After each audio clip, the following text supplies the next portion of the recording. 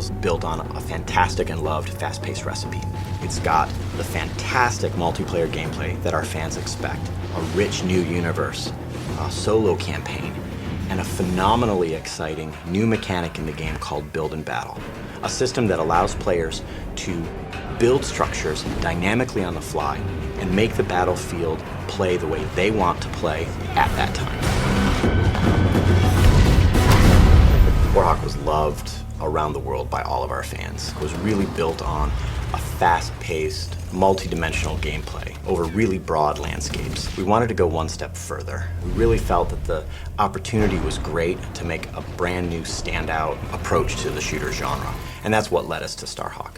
In Starhawk, the universe is in the future, in the distant reaches of the galaxy, a place we call the Frontier, a set of human colonies that have been built up over a number of years, really kind of fueled by what we call the Rush, kind of our gold rush analog for rift energy. As these rifters, which is our short term for rift miners, were mining rift energy, they found that it was incredibly potent. But exposure to rift energy causes them to become infected. The rift energy permeates their body, their mind, their skeleton, and they end up becoming enraged, hell-bent to protect the rifts from the rifters. And that's one of the factions in our game, the Outcast. And they form these roaming war bands that go from corner to corner in the Frontier, all the distant colonies.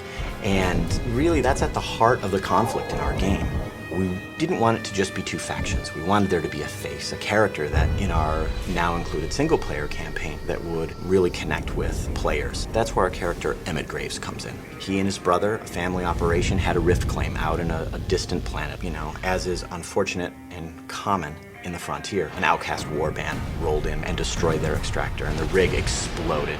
As what happens with exposure to rift energy, both brothers were directly exposed. Now, of course, their gearman, Sidney Cutter, who was up in the dropship above, saw all of this happen.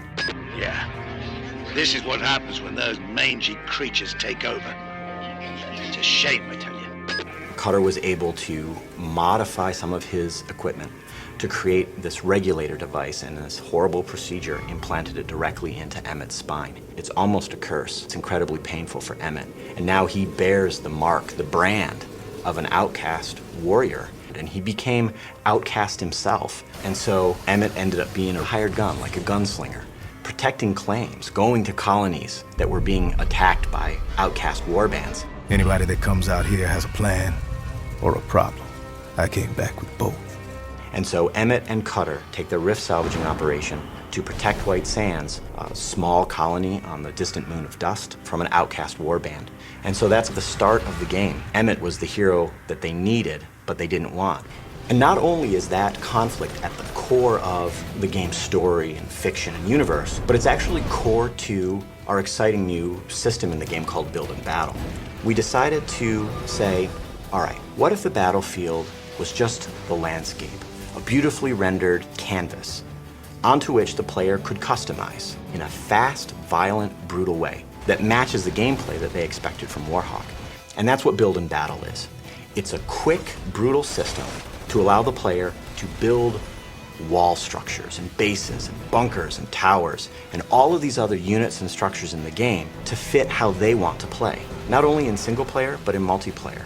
It's about telling the player, here's a combat challenge, and here's all the tools you have to solve it.